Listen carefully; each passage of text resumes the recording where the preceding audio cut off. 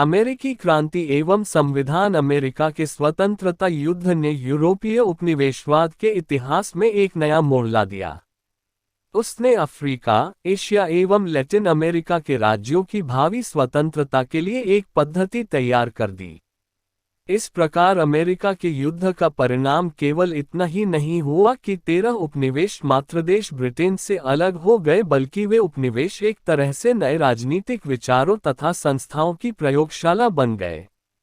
पहली बार 16वीं-17वीं शताब्दी के यूरोपीय उपनिवेशवाद और वाणिज्यवाद को चुनौती देकर विजय प्राप्त की। अमेरिकी उपनिवेशों का इंग्लैंड के आधिपत्य से मुक्ति के लिए संघर्ष इतिहास के अन्य संघर्षों से भिन्न था। यह संघर्ष न तो गरीबी से उत्पन्न असंतोष का परिणाम था और न यहाँ की जनता सामंतवादी व्यवस्था से पीड़ित थी। अमेरिकी उपनिवेशों ने अपनी स्वच्छंदता और व्यवहार में स्वतंत्रता बनाए रखने के लिए इंग्लैंड सरकार की कठोर औपनिवेशिक नीति के विरुद्ध संघर्ष किया था। इस तरह 18वीं शताब्दी के उत्तरार्ध में घटित अमेरिका का स्वतंत्रता संग्राम विश्व इतिहास की एक महत्वपूर्ण घटना है।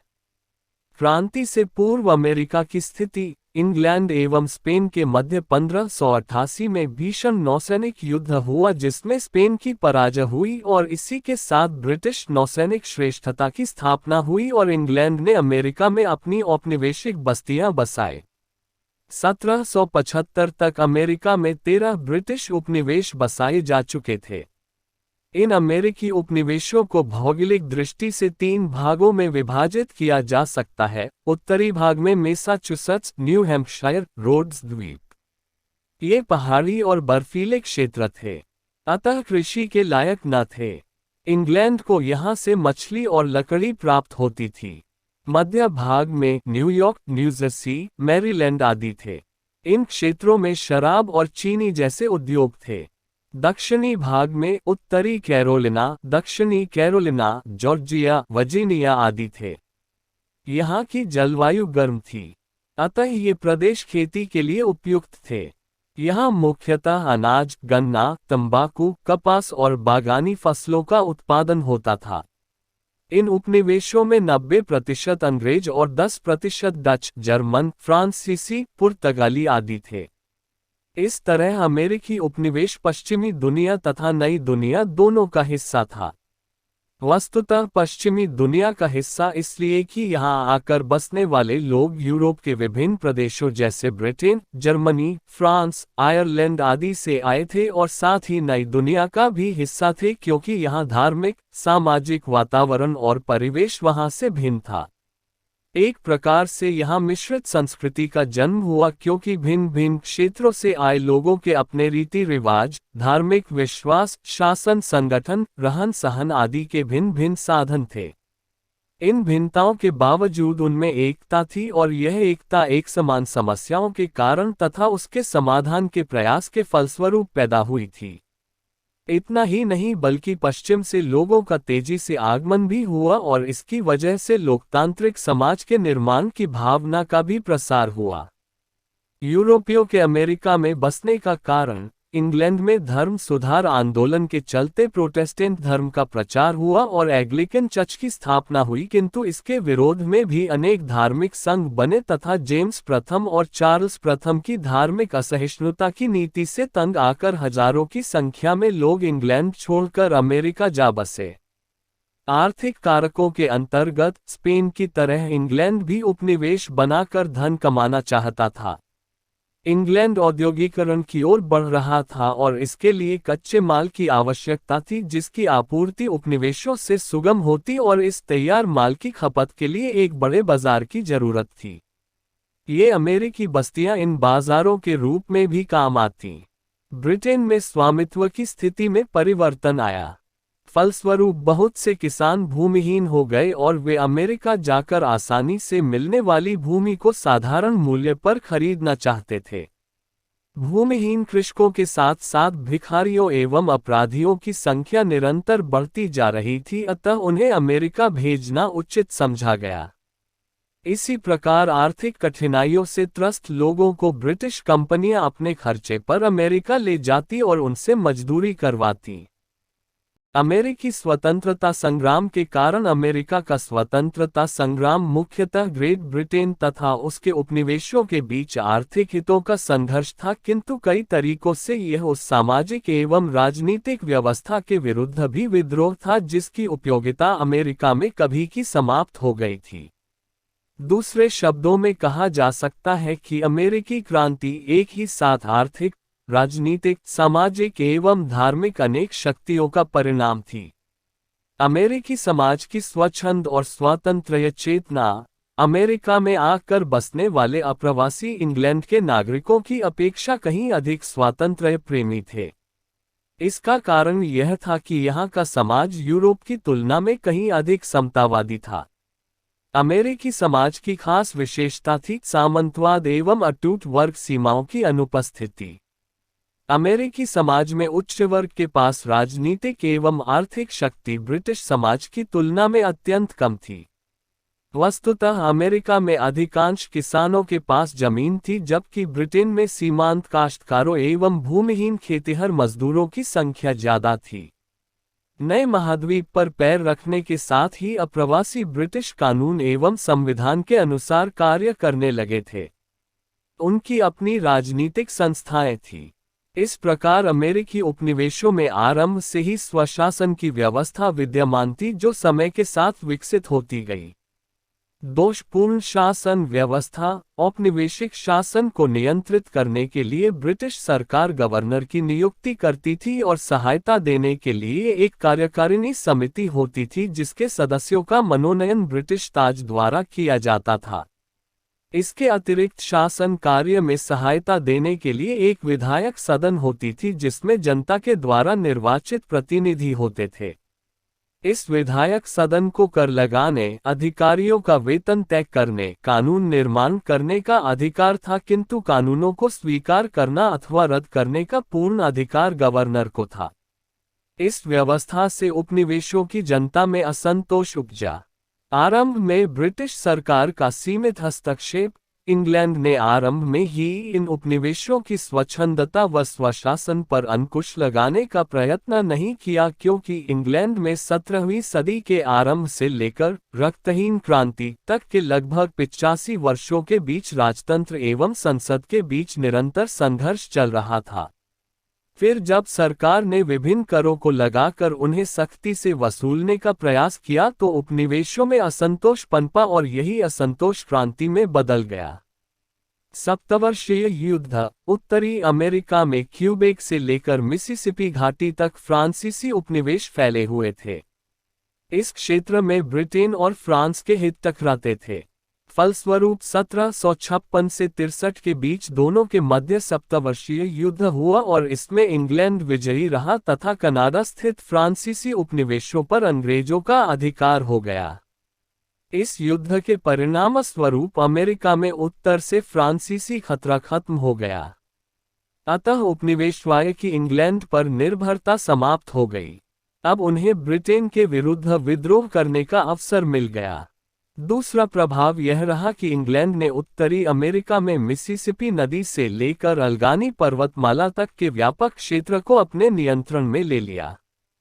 फलत अमेरिकी बस्ती के निवासी अपनी सीमाएं अब पश्चिमी की ओर बढ़ाना चाहते थे और इस क्षेत्र में रहने वाले मूल निवासी रेड इंडियंस को खदेड़ देना चाहते थे। फलतः वहां संघर्ष हुआ। अतः इंग्लैंड की सरकार ने 1763 में एक शाही घोषणा द्वारा फ्लोरिडा, मिसिसिपी आदि पश्चिमी के क्षेत्र रेड इंडियन के लिए सुरक्षित कर दिए। इससे उपनिवेशवासियों का पश्चिमी की ओर प्रसार रुक गया और वे इंग्लैंड की सरकार को अपना शत्रु समझने लगे। इसके अतिरिक्त सप्तवर्षीय युद्ध के दौरान इंग्लैंड को बहुत अधिक धनराशि खर्च करनी पड़ी, जिसके कारण इंग्लैंड को आर्थिक समस्याओं का सामना करना पड़ा। अंग्रेज राजनीतिज्ञों का मानना था कि इंग्लैंड ने उपनिवेशों की रक्षा हेतु धन खर्च किया है, इसलिए उपनिवेशों को इंग्लैंड को और अधिक कर देने चाहिए। यही वजह है कि पहले से लागू जहाजरानी कानून, व्यापारिक कानून, सुगर एक्ट आदि कड़ाई से लागू किए गए, परंतु उपनिवेशवासी उस स्थिति के भुगतान के लिए तैयार न थे। इस प्रकार सप्तवर्षीय युद्ध ने अमेरिकी स्वतंत्रता संग्राम के सूत्रपात में महती भूमिका निभाई। है उपनिवेशों का आर्थिक शोषण। इंग्लैंड द्वारा उपनिवेशों का आर्थिक शोषण उपनिवेशों और मातृदेश के बीच असंतोष का मुख्य कारण था। प्रचलित वाणिज्यवादी सिद्धांत के अनुसार इंग्लैंड उपनिवेशों के व्यापार पर नियंत्रण रखना चाहता था और उनके बाजारों पर एकाधिकार रखना चाहता था। उपनिवेश इंग्लैंड को लाभ पहुंचाने के लिए है, इस सिद्धांत पर उपनिवेशों की व्यवस्था आधारित थी। इंग्लैंड ने अपने लाभ को दृष्टिगत रखते हुए निम्नलिखित कानून बनाए। नौसंचालन कानून 1651 के प्रावधान के अनुसार उपनिवेशों में व्यापार केवल इंग्लैंड, आयरलैंड या उपनिवेशों के जहाजों के माध्यम से ही हो सकता था। इसके तहत यह व्यवस्था की गई कि इंग्लैंड के लिए आवश्यक सभी प्रकार के कच्चे माल बिना इंग्लैंड के बंदरगाहों पर लाए, उपनिवेशों से दूसरे स्थानों पर निर्यात नहीं किए जाए। इससे इंग्लैंड के पोत निर्माण उद्योग को तो लाभ हुआ ही, साथ ही इंग्लैंड के व्यापारियों को भी लाभ मिला। 1663 के कानून के तहत कहा गया कि यूरोप से अमेरिकी उपनिवेशों में निर्यात किया जाने वाला माल पहले इंग्लैंड के बंदरगाहों पर लाया जाएगा।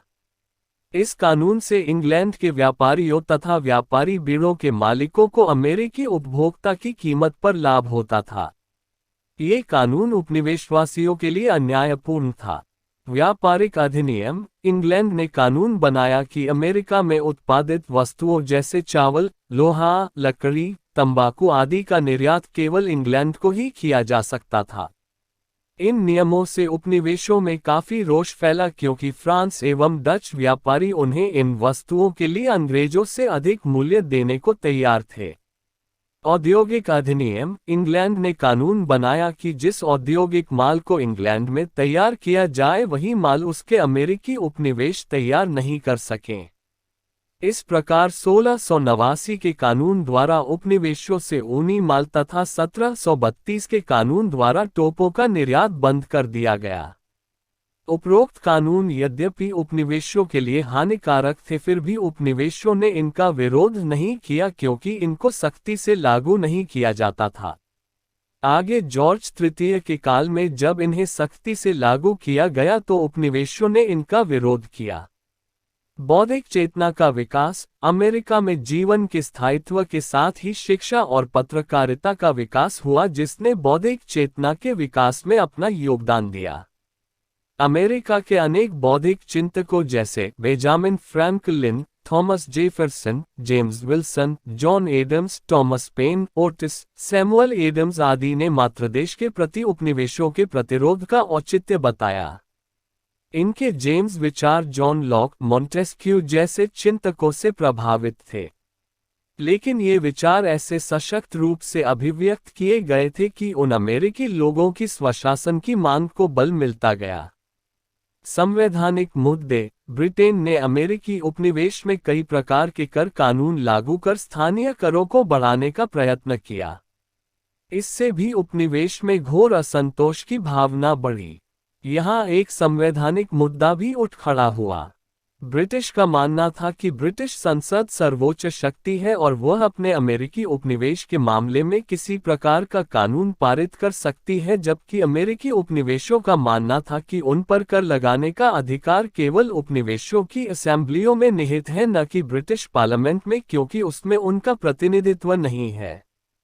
उपनिवेशों के प्रति कठोर नीति जॉर्ज तृतीय की नीति ग्रेनविले की नीति ब्रिटिश शासक जॉर्ज तृतीय 1760 में इंग्लैंड की गद्दी पर बैठा और उसने इंग्लैंड की संसद को अपनी कठपुतली बनाए रखने का सफल प्रयास किया तथा औपनिवेशिक कानूनों को कड़ाई से लागू करने की बात की। इस समय ब्रिटिश प्रधानमंत्री ग्रेनविले ने इन कानूनों को कड़ाई लागू करने का प्रयास किया। वस्तुतः सप्तवर्षीय युद्ध में ब्रिटिश को आर्थिक संकट का सामना करना पड़ा था। अतः ग्रेनविले ने करों को बढ़ाने के लिए नवीन योजना प्रस्तुत की, जिसके तहत उसने जहाजरानी कानूनों को सख्ती से लागू करने तथा उपनिवेशों पर प्रत्यक्ष कर लगाने की बात की। इसी संदर्भ में उसने शुगर एक्ट 1764, स्टाम्प एक्ट 1765 पारित किए। शुगर एक्ट के तहत इंग्लैंड के अतिरिक्त अन्य देशों से आने वाली विदेशी रम का आयात बंद कर दिया गया तथा शीरे पर आयात कर बढ़ा दिया गया। दूसरी तरफ शराब, रेशम, कॉफी आदि अन्य वस्तुओं पर भी कर लगा दिया गया। कस्टम अधिकारियों को तलाशी लेने का अधिकार दिया गया। इससे उपनिवेशवासियों के आर्थिक हितों को चोट पहुंच रही थी, क्योंकि अब न तो वे सस्ते दामों पर शक्कर मोल ले सकते थे और न रम बनाने के लिए शीरा ही ला सकते थे। इसी प्रकार स्टैंप एक्ट के अनुसार समाचार पत्रों, कानूनी तथा व्यापारिक दस्तावेजों, विज्ञापनों आदि पर स्टाम्प ड्यूटी का भुगतान अनिवार्य कर दिया गया। इसका उल्लंघन करने पर कड़ी सजा की व्यवस्था की गई। उपनिवेशों में इस एक्ट के विरोध में व्यापक आंदोलन हुआ। विरोध का कारण आर्थिक बोझ न होकर सैद्धांतिक बोझ था। इस विरोध में James Otis, Samuel Adams, Patrick Henry जैसे बौद्धिक वक्ताओं ने महत्वपूर्ण भूमिका निभाई। वस्तुतः अमेरिकी यह मानते थे कि इंग्लैंड की सरकार को बाह्य कर लगाने का अधिकार तो है, किंतु आंतरिक कर केवल स्थानीय मंडल ही लगा सकते हैं। अब नारा दिया गया कि प्रतिनिधित्व नहीं तो कर नहीं, अर्थात इंग्लैंड की संसद जिसमें अमेरिकी नहीं बैठते उसे कर लगाने का अधिकार ही नहीं है।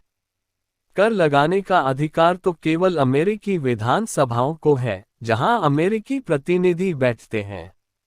स्टैंप एक्ट के विरोध में अक्टूबर 1765 में 9 उपनिवेशों ने मिलकर स्टैंप एक्ट कांग्रेस का अधिवेशन किया और स्वाधीनता के पुत्र तथा पुत्रियां नामक संस्था का गठन कर स्टाम्प एक्ट का अंत तक दृढ़ विरोध करने का निश्चय किया। स्टाम्प एक्ट के इस प्रकरण ने एक शक्तिशाली उत्प्रेरक की भूमिका अदा की। इसने अमेरिकियों के दिलों में राजनीतिक चेतना को जगाया और उनके असंतोष को प्रकट करने का मार्ग भी दिखाया। अतः ब्रिटिश पार्लियामेंट राकिंघम घोषणा ने 1766 में इस अधिनियम को समाप्त कर दिया। साथ ही यह घोषणा की गई कि इंग्लैंड की संसद को अमेरिका पर कर लगाने का पूरा अधिकार है। इस घोषणा पर भी अमेरिका में तीव्र प्रतिक्रिया हुई। टाउनसेंड की नई कार्य योजना 1767 में इंग्लैंड में विलियम पिट की सरकार बनी और टाउनसेंड वित्त मंत्री बना। उसका मानना था कि अमेरिकी उपनिवेशवासी आंतरिक करों का तो विरोध करते हैं, परंतु उन्हें बाह्य कर स्वीकार्य है। अतः उसने 1767 में 5 वस्तुओं चाय, सीसा, कागज, सिक्का, रंग और धातु पर सीमा शुल्क लगाया, जिसका आयात अमेरिका इंग्लैंड से करता था। अमेरिकियों ने इन बाह्य करों का भी विरोध किया, क्योंकि अब उन्होंने इस तर्क को प्रतिपादित किया कि वे अंग्रेजी संसद के द्वारा लगाए गए किसी भी कर को नहीं देंगे। इसी के साथ अमेरिका में इन अधिनियमों के खिलाफ व्यापक ब्रिटिश विरोध हुआ। तात्कालिक कारण लॉर्ड नॉर्थ की चाय नीति 1773 में ईस्ट इंडिया कंपनी को वित्तीय संकट से उबारने के लिए ब्रिटेन के तत्कालीन प्रधानमंत्री लॉर्ड नॉर्थ ने यह कानून बनाया कि कंपनी सीधे ही अमेरिका में चाय बेच सकती है। अब पहले की भांति कंपनी के जहाजों को इंग्लैंड के बंदरगाहों पर आने और चुंगी देने की आवश्यकता नहीं थी। इस कदम का लक्ष्य था कंपनी को घाटे से बचाना तथा अमेरिकी लोगों को चाय उपलब्ध कराना। परंतु अमेरिकी उपनिवेश के लोग कंपनी के इस एकाधिकार से अप्रसन्न थे, क्योंकि उपनिवेश बस्तियों की सहमति के बिना ही ऐसा नियम बनाया गया था। अतः उपनिवेश में इस चाय नीति का जमकर विरोध हुआ और कहा गया कि सस्ती चाय के माध्यम से इंग्लैंड बाहरी कर लगाने के अपने अधिकार को बनाए रखना चाहता था। अतः पूरे देश में चाय योजना के विरुद्ध आंदोलन शुरू हो गया। 16 दिसंबर 1773 को सैमुअल एडम्स के नेतृत्व में बोस्टन बंदरगाह पर ईस्ट इंडिया कंपनी के जहाज में भरी हुई चाय की पेटियों को समुद्र में फेंक दिया गया। अमेरिकी इतिहास में इस घटना को बोस्टन टी पार्टी कहा जाता है। इस घटना ने ब्रिटिश संसद के सामने एक कड़ी चुनौती उत्पन्न की, अतः ब्रिटिश सरकार ने अमेरिकी उपनिवेशवासियों को सजा देने के लिए कठोर एवं दमनकारी कानून बनाए। बोस्टन बंदरगाह को बंद कर दिया गया। मैसाचुसेट्स की सरकार को पुनर्गठित किया गया और गवर्नर की शक्ति को बढ़ा दिया गया तथा सैनिकों को नगर में रहने का नियम बनाया गया और हत्या संबंधी मुकदमे अमेरिकी न्यायालयों से इंग्लैंड तथा अन्य उपनिवेशों में स्थानांतरित कर दिए गए।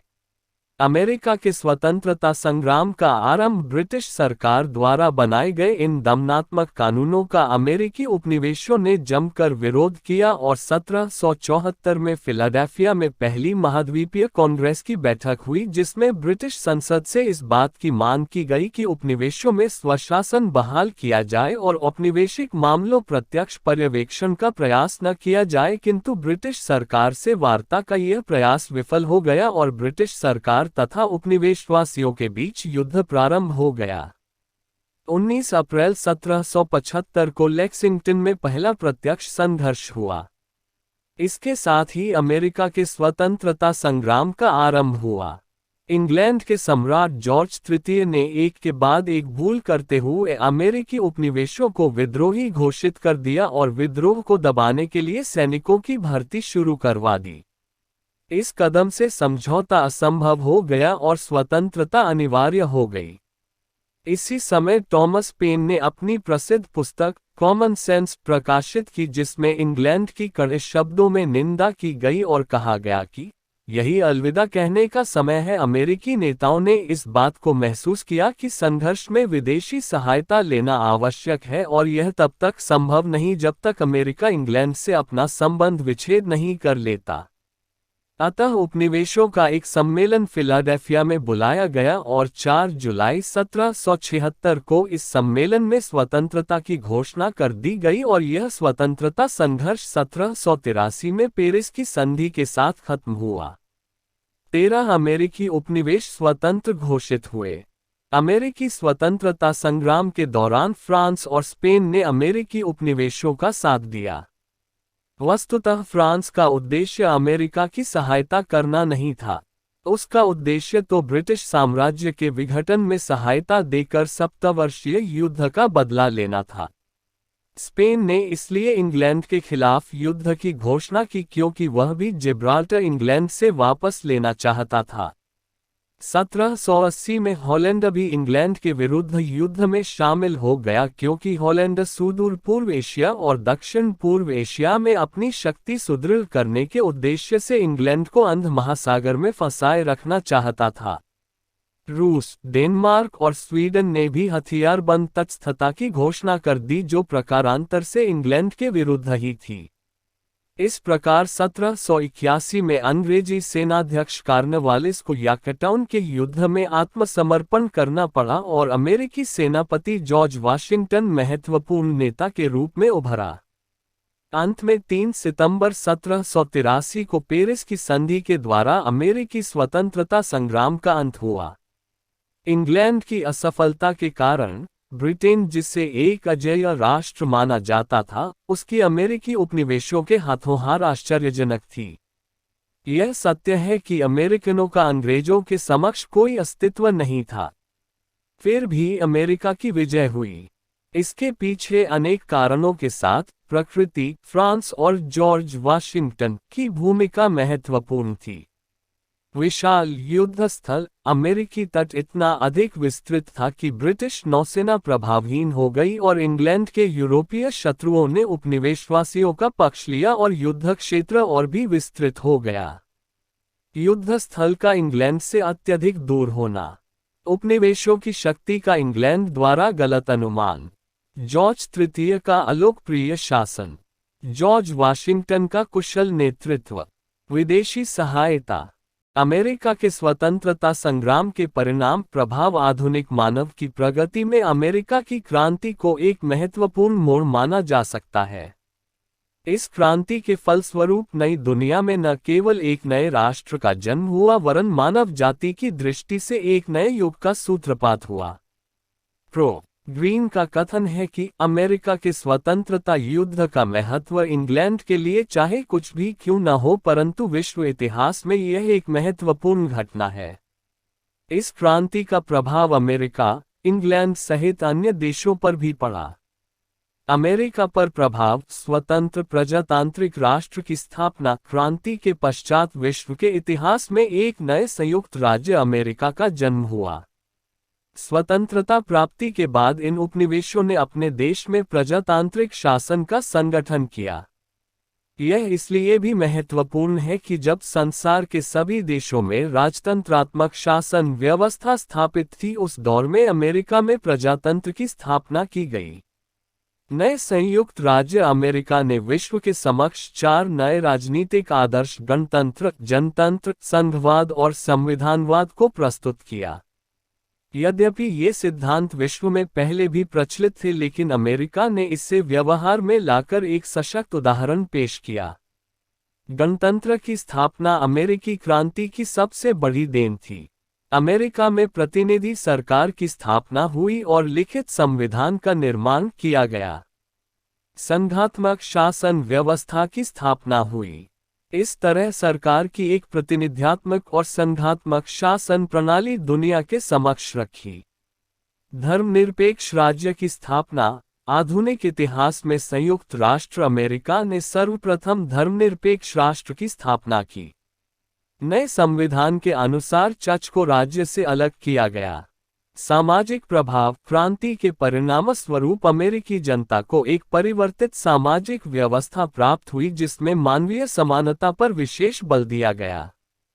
स्त्रियों को संपत्ति पर पुत्र के समान उत्तराधिकार प्राप्त हुआ और उनकी शिक्षा के लिए स्कूलों की स्थापना की गई। इस तरह उनकी सामाजिक स्थिति में सुधार हुआ। क्रांति से मध्यम वर्ग की शक्ति बढ़ी। आर्थिक प्रभाव। क्रांति ने आर्थिक क्षेत्र में मूलतः पूंजीवादी अर्थव्यवस्था के विकास के मार्ग की सभी बाधाओं को समाप्त कर इसके विकास को प्रोत्साहित किया।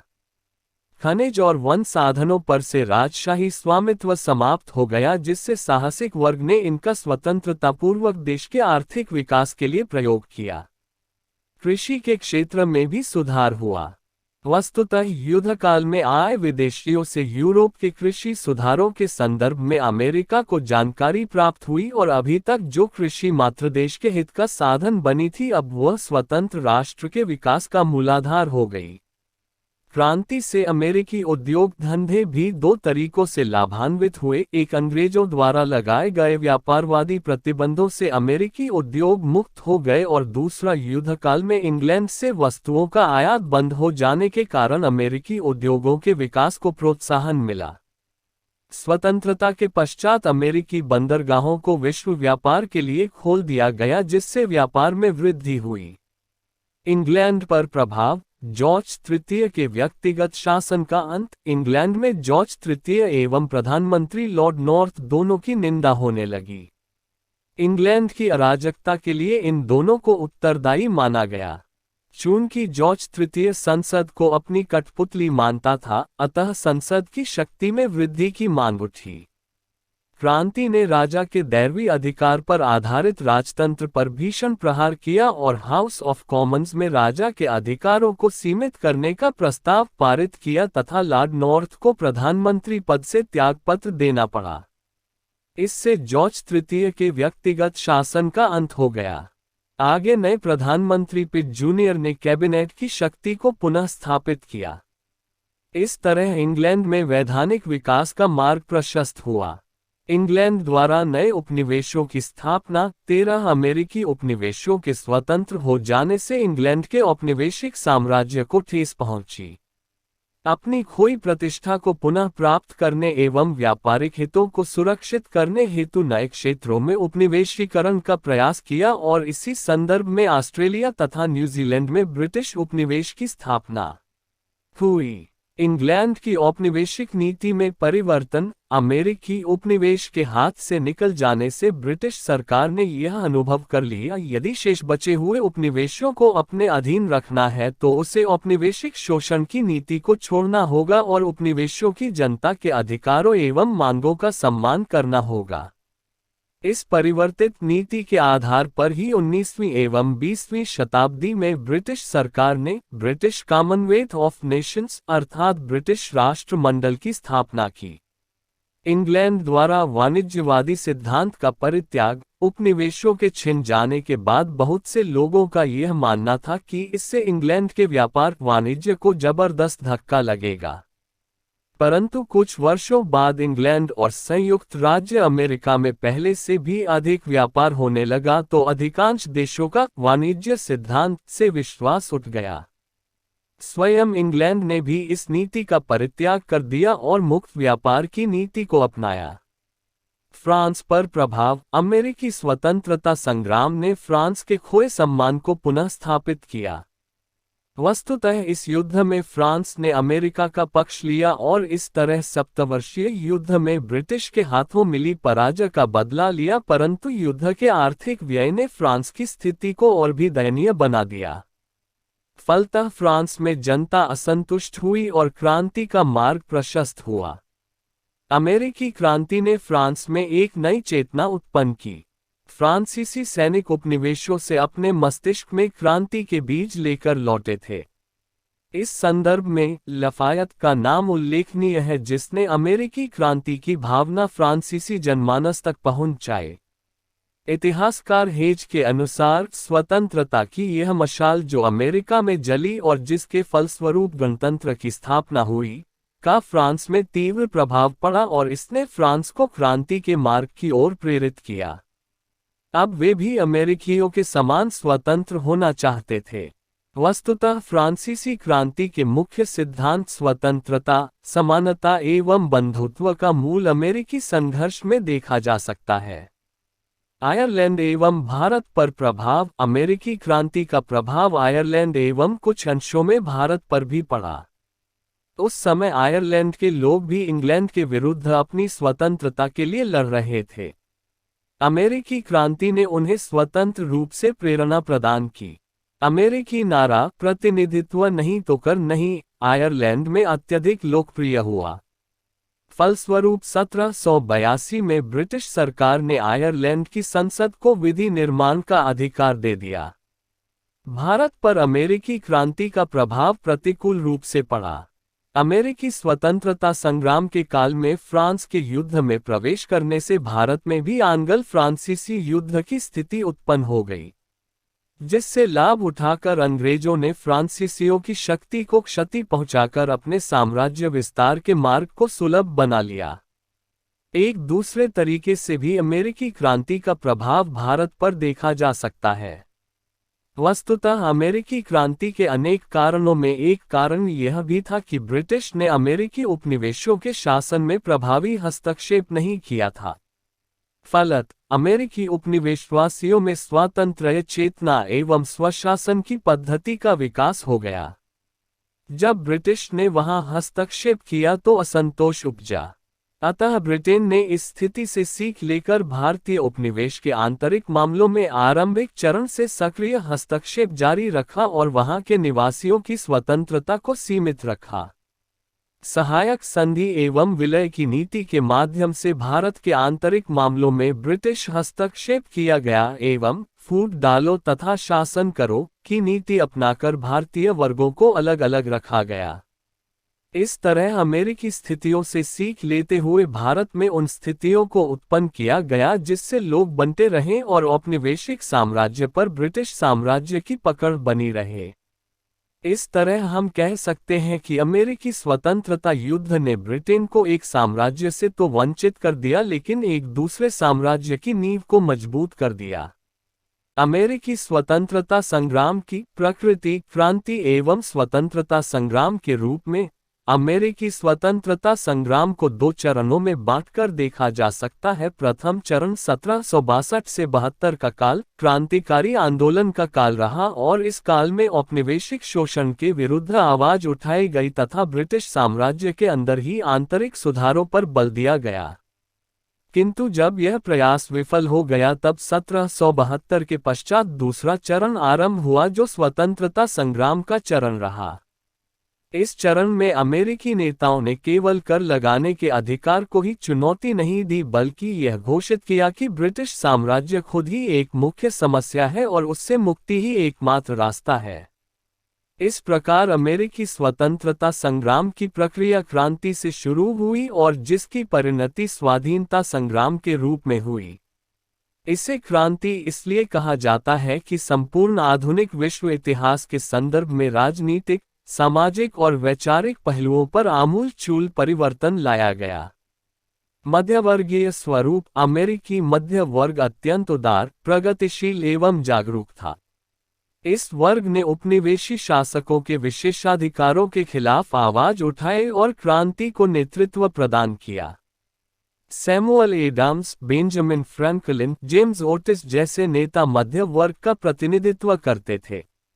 वैचारिक आधार पर लड़ी गई इस क्रांति से मध्यवर्गीय मुद्दे प्रमुखता लिए हुए थे, जैसे प्रतिनिधित्व नहीं तो कर नहीं, मताधिकार की मांग, स्वाधीनता की मांग आदि। स्वतंत्रता के घोषणा पत्र पर हस्ताक्षर करने वालों में मध्य वर्ग ही प्रमुख था। वर्गीय संघर्ष। अमेरिकी क्रांति में वर्गीय संघर्ष का पुट भी विद्यमान था, जिसमें एक और इंग्लैंड का कुलीन शासक वर्ग था जिसके समर्थन में अमेरिकी धनी एवं कुलीन वर्ग थे जो प्रजातंत्र के आगमन एवं उसकी प्रतिक्रियाओं से भयभीत था। दूसरी तरफ अमेरिकी के कारीगर, शिल्पी, श्रमिक, मध्य वर्ग के लोग थे जो अमेरिकी स्वतंत्रता संग्राम के पक्षधर थे। प्रगतिशील स्वरूप। क्रांति प्रगतिशील स्वरूप को लिए हुए थी, जिसकी अभिव्यक्ति उसकी शासन प्रणाली और संविधान में देखी जा सकती है, जिसमें गणतंत्रवाद, संविधानवाद, धर्मनिरपेक्षता, लोकतांत्रिक मूल्यों की स्थापना पर बल दिया गया था। उपनिवेशवाद विरोधी स्वरूप। क्रांति ने औपनिवेशिक सिद्धांतों पर चोट की और स्वतंत्र राष्ट्र के निर्माण को प्रोत्साहन दिया। लैंगिक समानता के रूप में अमेरिकी क्रांति में स्त्रियों ने भी बढ़ चढ़कर भाग लिया, गुप्तचर के रूप में कार्य किया, शस्त्र निर्माण में सहयोग दिया। क्रांति में महिलाओं की भागीदारी देख कार्नवालिस ने कहा भी यदि हम लोग उत्तरी अमेरिका के सभी पुरुषों को खत्म भी कर दे तो भी औरतों को जीतने के लिए हमें काफी लड़ना पड़ेगा।